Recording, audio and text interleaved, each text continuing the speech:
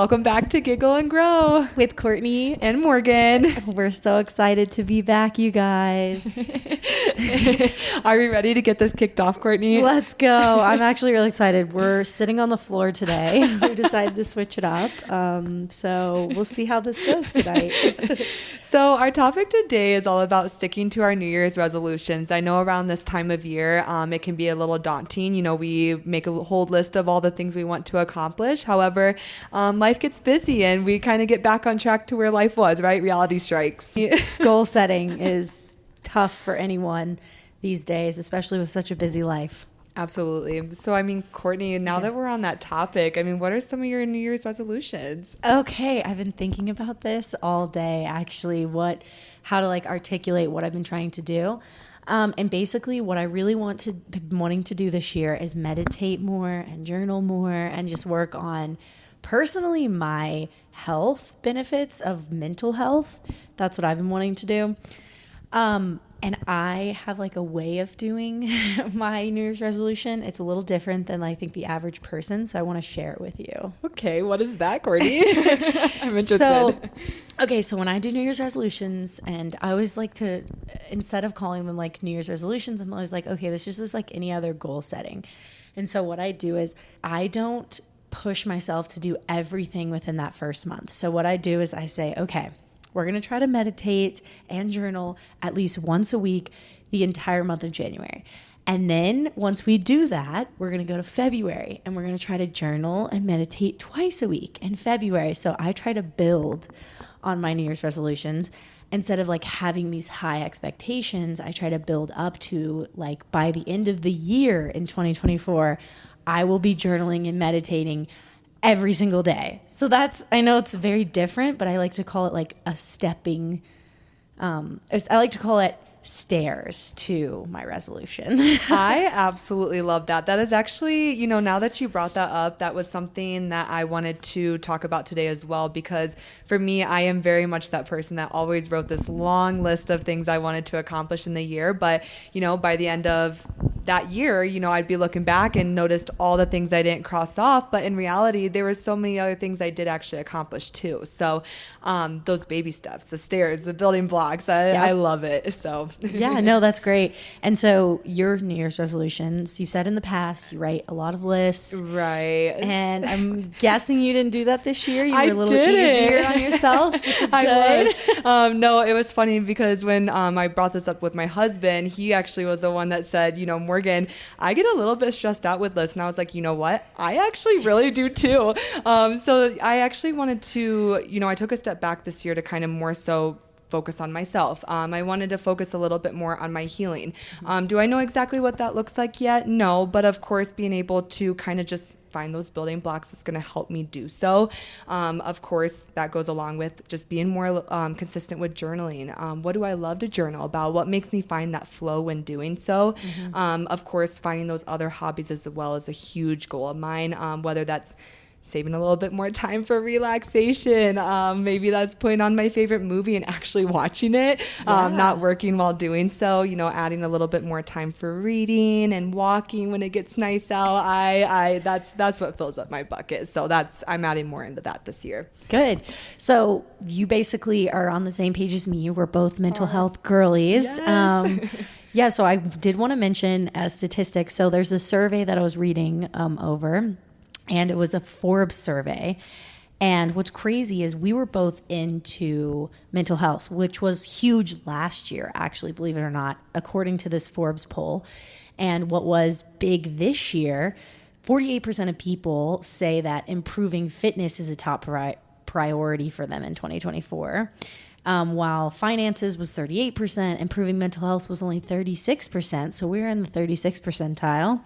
And then weight loss is about 34%. And then improved diet is 32%. So I thought that was pretty interesting. I thought I'd throw that in there. That is extremely interesting.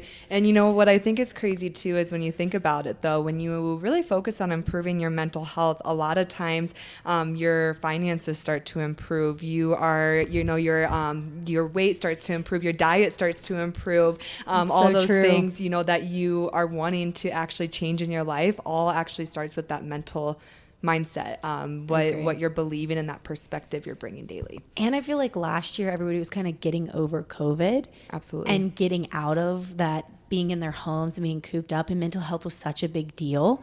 And so now seeing that switch of people saying, well, now I want to work on my fitness, it makes sense. But I think for us, what makes sense is like staying on that mental health route, because for us, that's how we're going to fix our fitness, right? Absolutely. And that's all connected kind of in one. So yeah, I think for me, really being able to just like focus on myself is what's going to help me in the long run. Like, again, improve my diet, because again, I'm gluten-free as of 2023, end of 2023, you know, and improve who I am as a person by journaling and picking up all of these healthy micro habits, by setting my clothes out for the gym, things like that. I think when I focus on my mental health, everything else falls in place. Oh, definitely so. And I love that you brought up the micro habits aspect, because I think truly it does start with those small little tidbit things. And eventually over 2, 3, 4 months, it's a part of your life now. You're not even thinking twice about it. Right.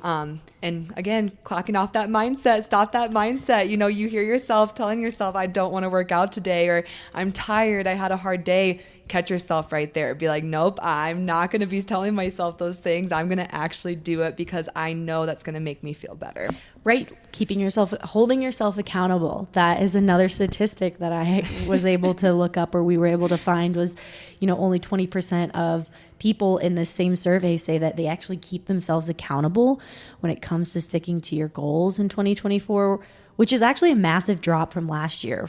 There was 77% of people last year that said they kept themselves accountable, which is kind of crazy when you think about it. Like, only 20% of people are like, I'm keeping myself accountable, whereas last year 77%. So when I think of that, that's why I think like the mental health piece is such a huge part of it, and like not giving yourself such a hard time, and like but in a way holding yourself accountable. So how do you do it? How do you hold yourself accountable without being hard on yourself when you miss a day? Like, you miss a day of working out, or you miss a day of journaling. Like, what do you say to yourself to get over that?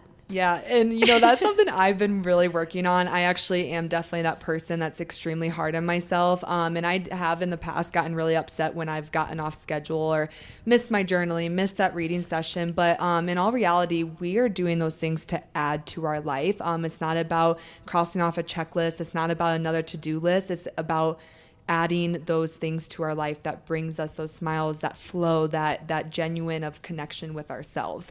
So giving yourself grace, you know, when you find yourself blaming yourself for forgetting that day, that night of doing that, be like, there's a new tomorrow. There's a better tomorrow. I'm going to get to grow tomorrow again. Yes. So I love that. That's such a good way of thinking of it. And I think what that does is that improves your ability to trust yourself. It improves your ability to just be true to yourself. And like, when you're not hard on yourself, I think what it does is it really just gives you the ability to grow. Absolutely. And it gives yourself like to be human, right? And I we're think human, that, like, guys. as a part of setting goals is all about like, you want to get there, right? But how you get to those goals, right? Definitely. And I think how you treat yourself along the way is huge. Absolutely. Give yourself grace. We're all given 24 hours, but everyone's 24 hours look completely different. So just remember that one hard day isn't going to be 3, 4 hard days. Make it the most. So. And I struggle with that. That is something that I really, and the biggest thing for me is fitness, because I'm constantly wanting to be, you know, I think for me, like, I've always wanted to be super fit and feel healthy. And I think when I'm not staying up with my fitness or my health, I feel like I'm failing in a way.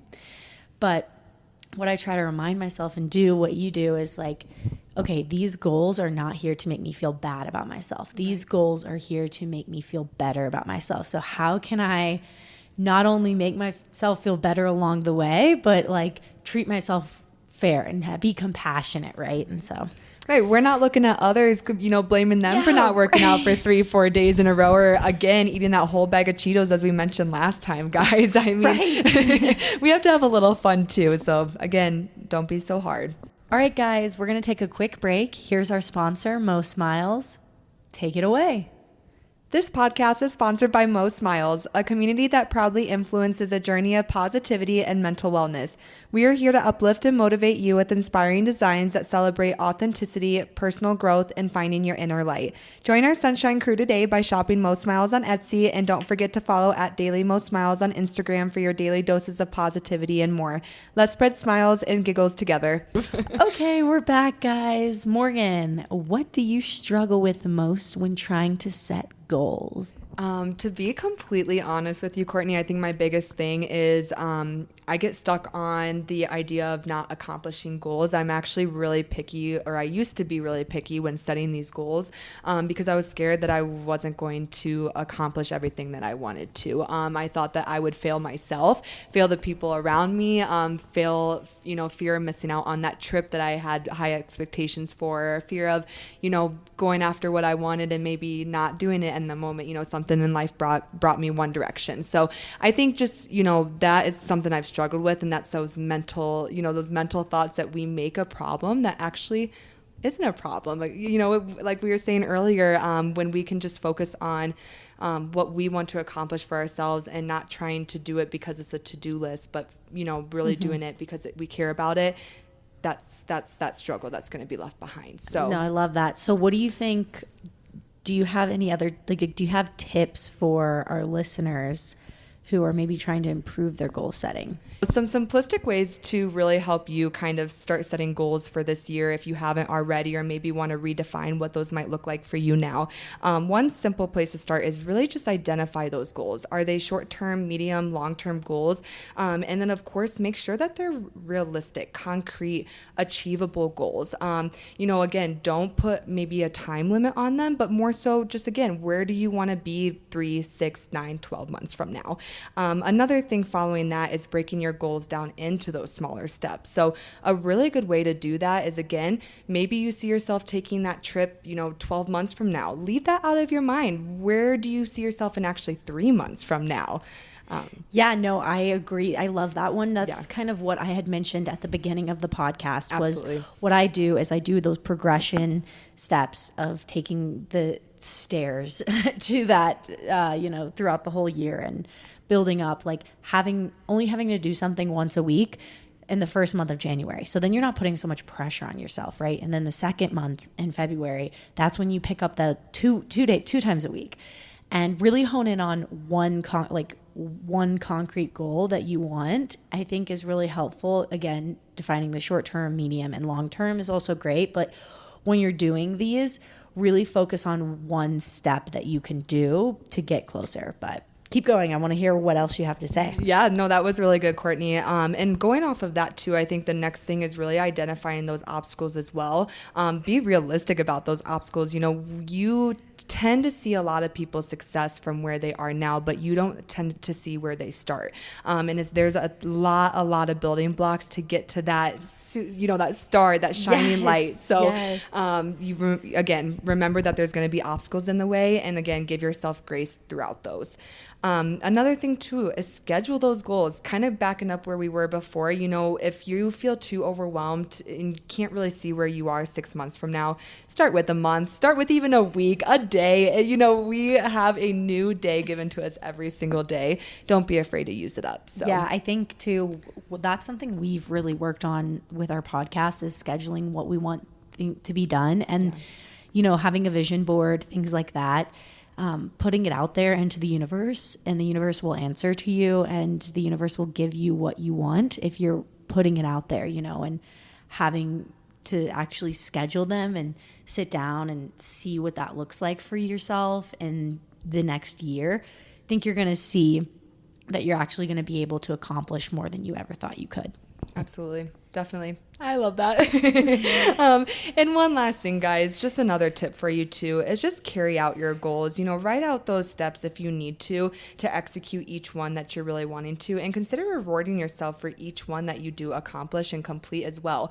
Life is all about celebrating those small moments that we, do achieve, and, find those people you love to do that with. It makes life so much more enjoyable. It does. I feel like I have so much fun doing this podcast with you, and I think I try to think of it as, not such an all or nothing thinking of success when it comes, like to that journey of success, because it's such a, I love those pictures of people who are like success, what people think it looks like. And it's like a straight graph of an air, like straight up. And it's like what success really looks like. And it's a scribble and it's all over the place. And it's like, don't be hard on yourself. You're human. You know, Morgan and I wouldn't be able to be where we're at today without a lot of ups and downs. Oh yeah. Like, it's okay to be frustrated. It's okay to feel all your feels. All just bring yourself back. Yes. Come back. Yes. Don't get stuck there. Don't ever get stuck there. But guys, we so appreciate you. And yes. Thank you so much for listening, and tune in to next 2 weeks from now. Thursdays. Join us for Giggle and Growing next time. Bye, guys.